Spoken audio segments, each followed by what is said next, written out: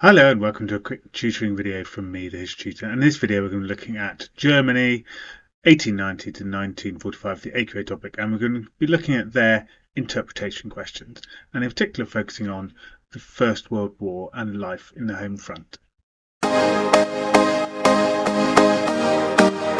Okay, so in this video I'm going to tutor you through how to answer the question. It's going to be quite interactive.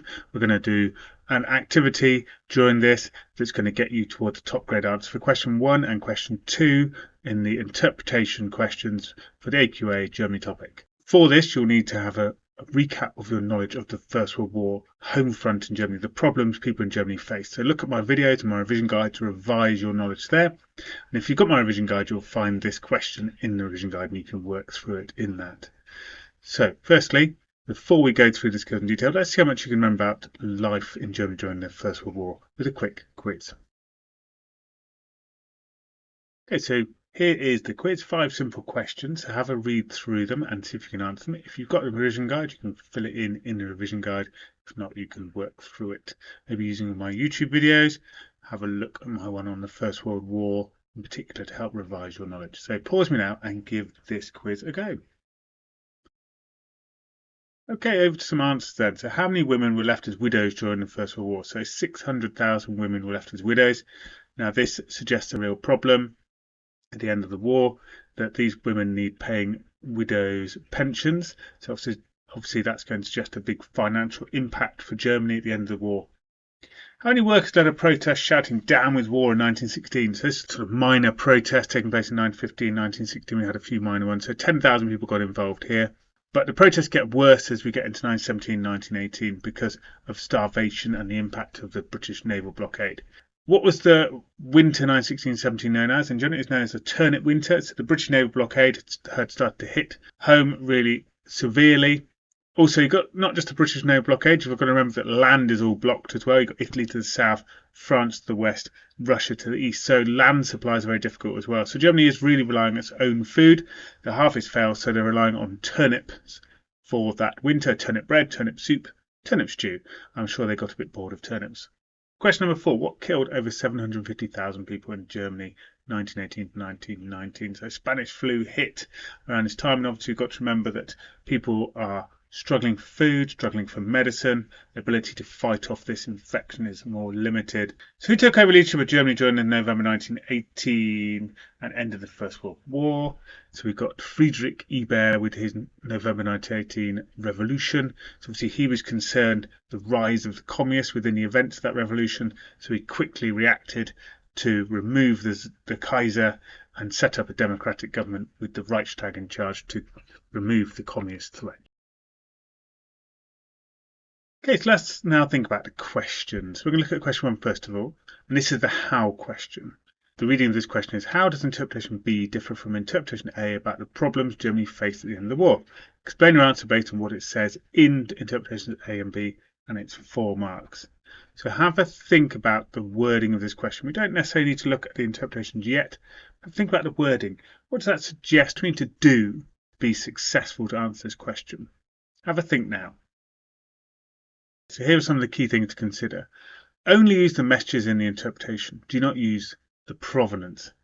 So it says, how do they differ about the problems Germany faced at the end of the war? How? How do they differ in their views? Not why do they differ, not about who wrote it and why, it's how. So we're just looking at the messages in the extract. Therefore, we need to summarise a message from each extract in maybe 1 sentence or so. We can use the word whereas to connect quite easily. So interpretation A says this, whereas interpretation B says this. Then I recommend at the end giving a summary sentence to say how they are different. Give that deeper suggestion of what they're saying and how they have a difference. It's only 4 marks, so with the rule of amount of marks plus half, when you spend 6 minutes on this question, we should only write about 4 sentences. Let's plan our answer. So have a look through the interpretations now and read through. And what do you think are the main messages about the problem Germany faced at the end of the First World War? So pause me now and have a read through. Have you got some ideas? So interpretation A is about the end of the war, but it's suggesting the end of the war was due to issues on the home front and particularly fear of the Communist Party rising to power. So the troops were sent out to maybe crush communism. So that gives one impression about life Germany at the end of the First World War. The second interpretation suggests that the German military machine had been battered and bludgeoned. It was destroyed. Germany had lost on the battlefield.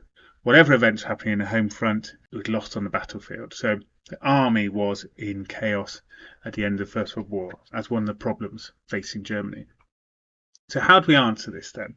So a simple structure like this. Now, you don't necessarily have to do a point evidence explain like I would suggest in my other videos here, because it's a how question. So we're just describing. Point evidence explain is more for explaining. So I would suggest you give interpretation A's view. You could use the word suggest to suggest a meaning. Give interpretation B's view, and you could again use the word suggest, and then give a summary sentence. So let's give this a go for this question. So firstly, have a think about interpretation A. You can flick back through the video or look at your revision guide, summarise what interpretation A says. And if you think you need to give a deeper meaning, use the word suggest, then do that and write 2 sentences. Pause me and away you go. Okay, so here's what I've said. I said interpretation A says that the war ended due to the fear of a communist revolution in Germany. This led to the socialists being given power. Then they ended the war to stop the further chance of communist revolution. Whereas B, pause me now and give it a go. B says, whereas, that important word, interpretation B is saying that Germans were defeated due to the army being unable to fight further successfully on the battlefield. So therefore, they are different about the problems Germany faced as, and we're looking for a summary sentence at the end. Pause me now and give it a go. So therefore, they're different as one is saying the problems were about the home front failing, and the other one is saying the problems were about the army failing during the war. Okay, so now we've summarized the difference. You might feel that's not a 4-mark answer, but I would say what you're trying to aim for here is a 3 or 4-mark answer. 71% normally in AQA is a grade 9. So you don't have to be aiming for full marks on all your questions. This is a 4-marker. And you don't lose spending more than 6 minutes on it. And if you spend more than 6 minutes on this question, you're going to lose out on an 8-mark question or a 12-mark question. You'll lose time, you'll lose valuable marks in those questions. Don't be scrambling around trying to get 1 more mark in this question and losing 2 or 3 minutes. Okay, so nice simple answer, nice simple description, aiming for 3 or 4 marks, ready for a grade 8 or 9 is what you need to be doing here. Think about your timing and your exam management. Okay, let's think about question 2 now. So question 2 says, why might the authors of interpretation A and B have a different view, different interpretation about the problems facing Germany at the end of the war? Explain using A and B and your contextual knowledge. It's 4 marks again. So what do we think we need to do with this one? Now, again, it's a classic AQA where it's slightly unclear in terms of its criteria here. So what do you think you need to do to answer this question correctly? Pause and make a list of some of the skills you think you need to show. So here's what you need to do. Firstly, you're only going to use provenance in this interpretation. Who wrote it, why they wrote it, when they wrote it. We're trying to explain why it's different. So don't worry about what's written in the main message. You're worrying about the provenance. Okay, we'll talk about what that means in a minute if you're not quite sure. You now can explain in a simple point evidence explain paragraph. It wants you to say why, so we need to explain. Consider the why the interpretation or the view is different using the provenance. Who are they? Why did they write it? When was it? So as I said in my opening piece. Give a sentence for each interpretation saying why it is written. Use whereas again. That's going to be your evidence section. And then explain why they are different in your explain section. If that makes sense. Let's give this a go by looking at the interpretations. So again, we're only looking at the provenance. So I put it in bold and in italics for you. So have a look at those bits of provenance. Often when we think about provenance, we're thinking about who wrote it, when they wrote it, why they wrote it, where they wrote it, what was the purpose of why they wrote it. So we think about those 5 W questions. So have a look. Can you see reasons that might mean they are different in their interpretation? Pause now, have a think. Okay, so here's my thoughts on it then. So you've obviously got A is by Rosa Luxemburg. She was one of the leaders of the Spartacus. She's a communist. She obviously led the revolution and was killed in 1919, but she was a communist. This book is obviously about her, written in 1940. So therefore, it's going to have a very pro-communist Rosa Luxemburg stance. So it might explain why the interpretation is very much about the home front and the communists and socialism and destroying socialism. Whereas B, which is about the military failure on a battlefield, has this view because it is Robin Prior, a modern day military historian. He is not going to write about the home front as much. He's writing a military book. So he's going to concentrate on the battlefield, which is why it's a battlefield quote. Okay, so let's give this a go. We're going to make a point, evidence explained. So we're going to say one reason they are different is because. We're going to give the evidence from both using whereas. Then we're going to explain therefore they are different because. All right, nice and simple. So let's make a point to start with. So the interpretations have a different view about the problems of World War I because. So now think about, is it because of the authors? Is it because of when they've written? Is it because of the purpose of what they've written? Have a think about what you're going to introduce as your argument. So pause now and give it a go. Okay, so here's what I've written. I've said the interpretations have a different view about the problems of World War I because they are written from very different perspectives and different people. So now let's give some evidence to back this up. You might have a different idea. That's fine. Make sure it's about the provenance, though, the idea, and you're going to be talking about those bits that were in italics and bold earlier. So now let's give the evidence. For example, interpretation A is this, whereas interpretation B is this. Try and give a nice, concise bit of evidence, remembering our 6-minute time limit here. Bit of evidence about each, one sentence on each. Pause me now and give it a go. Here's an idea I've come up with. So, for example, interpretation A is written by one of the communist leaders in Germany during the Spartacus Revolt in 1919, whereas B is written by a modern military historian and would have focused on war. So now you can explain. So therefore they're different because.